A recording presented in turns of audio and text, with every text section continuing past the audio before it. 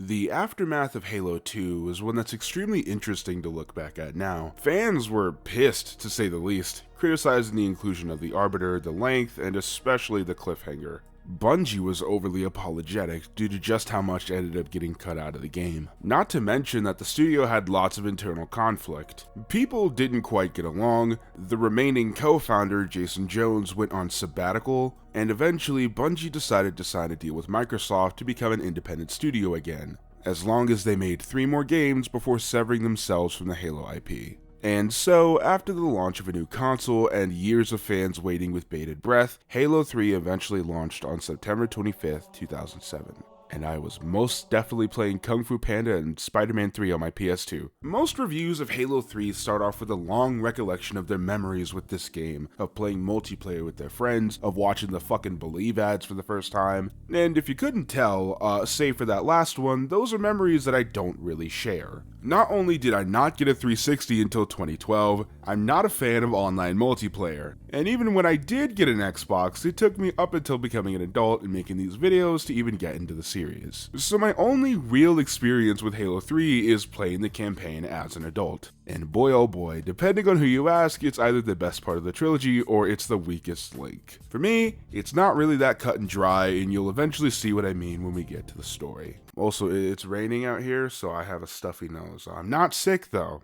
not sick.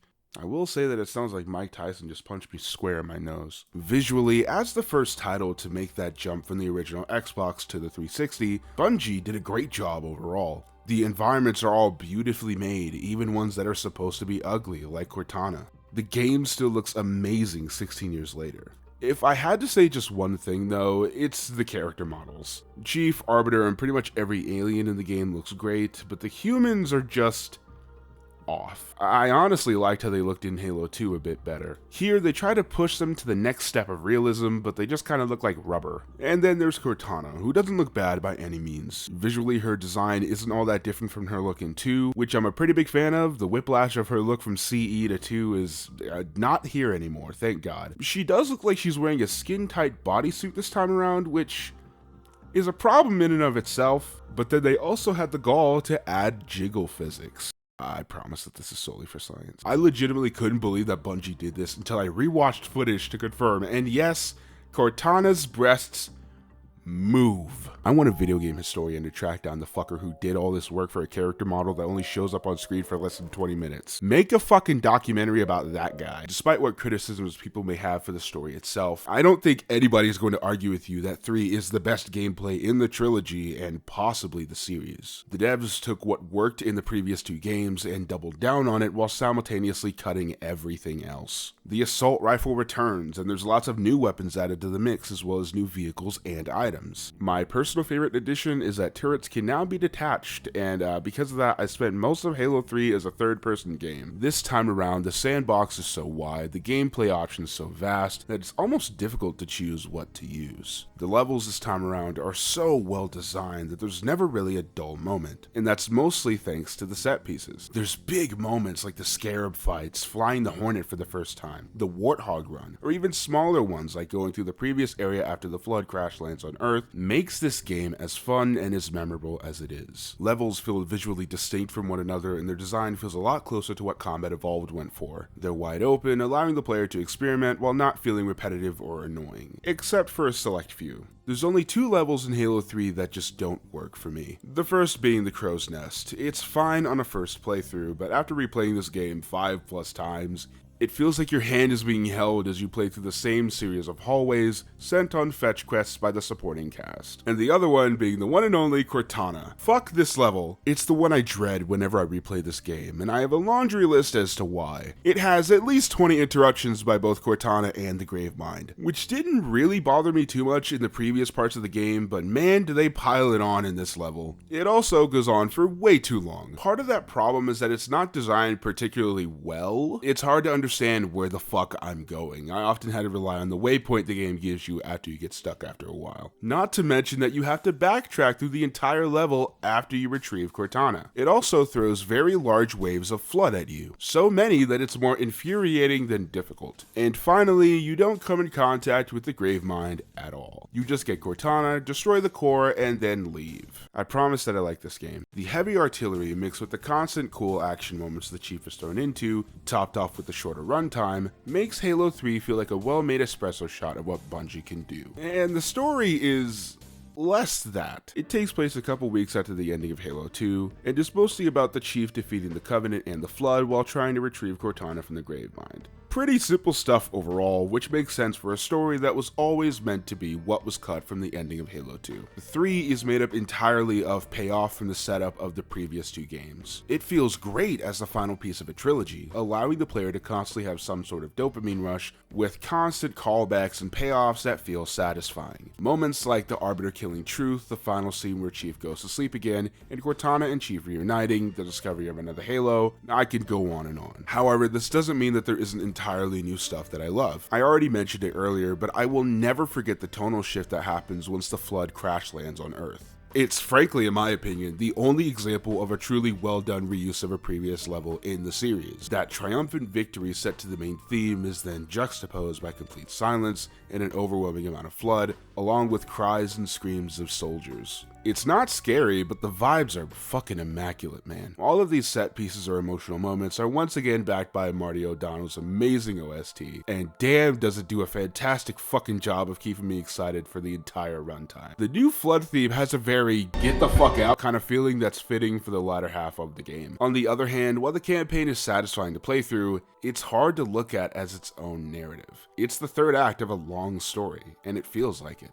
The pace is absolutely non-stop from the moment the Chief wakes up. No slow exploration, no setup, just set piece after set piece. As much work as Bungie put into this game's story to make it feel complete, there's nothing too interesting going on here that sets it apart from previous games. It's a 6-hour climax sequence, and it feels almost as if Bungie added in certain moments like character deaths to simply raise the stakes. Of course, I'm specifically talking about Miranda Keyes and Sergeant Johnson. Their deaths feel like they're simply here to give this game a sense of finality. Of course, they're still emotional, I care about them, but it's more so that it feels like they were for shock value rather than feeling like a natural consequence. The Arbiter doesn't really play a big part in the story besides killing Truth. Despite being the deuteragonist, if that's how you fucking pronounce it.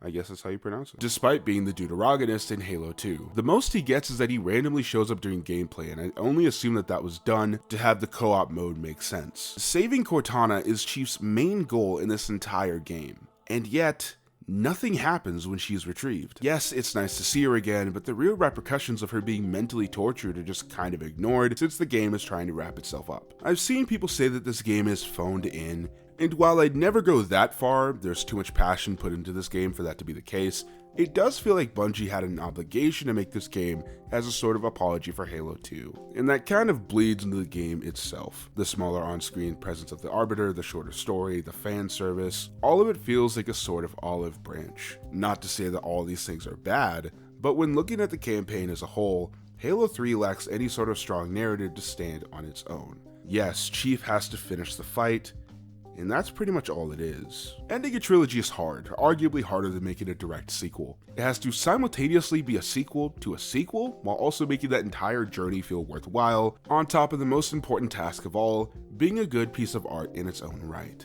If it calls back too much to the first film, then the sequel's the outlier, and so on and so forth. As a sequel, Bungie did a great job. Take it from a newer fan who's tried making this video on at least 5 different occasions, 3 is fun to play over and over and over again. It's the game I've played the most out of Bungie's original trilogy. While it's tedious in other mediums, in video games, a good formula being replicated is fine. It's still pretty unique and more open-ended when compared to other FPS games, and as a Halo title, its gameplay loop stands above the rest.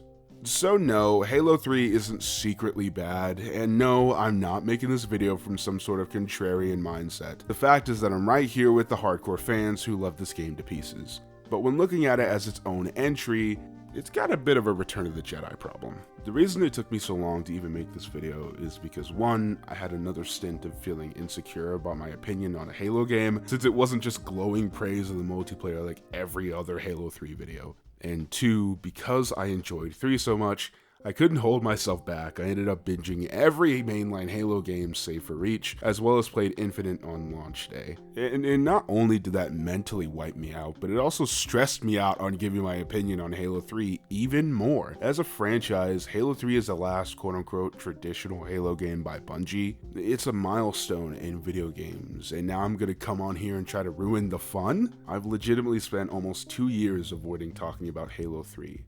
I've scrapped plenty of drafts, and even this most recent attempt, I've rewritten the opening at least 7 times. I kid you not. I kept shelving it, hoping that I'll finally be able to do it justice, only if I play this, or if I play it again, or maybe there's something I'm missing. Like, how do you start talking about a game that everybody knows and loves already? A game that's almost surpasses the series itself and has become a juggernaut of its own volition. My first thought was talk about the game's development or the hype leading up to launch, like everybody else has. Like, it was fun doing that for the first 2 games, but Bungie's hardships during the development of Halo 3 has been talked about at length. Same with the Believe ads. It's not that there's no reason for it, everybody loves it. Both of those are interesting pieces of video game history, but it's history I frankly have no connection to, and more importantly, would only really be talking about them because other people before me have. And that's a part of what made this video so alienating. I saw the Halo 3 ads, but was too young for any of it to have any sort of emotional resonance. I have more of an emotional response to the fucking Mountain Dew commercials. Anyway, what's done is done. I've made the fucking video. This isn't the end of rough development cycles for the Halo series, nor is it the last controversial Halo game. And believe me, we will get there when we get there. Anyways, I hope you all enjoyed this video on Halo 3, despite how complicated I've made it. If you've been here since my video on CE, I appreciate you. But yeah, that's about it. Don't forget to like, subscribe, and all that jazz. I'll catch you guys next time. Later, kids. Have a good night. Been working way too much, need to get out and get fucked up. What's going on? Where's it at? Make some calls to make it crack, let's see. I need money, drugs, and ride in a spot with hot ones inside. The mission to get all of the above in a limited amount of time. I can do this and it's done. Like that.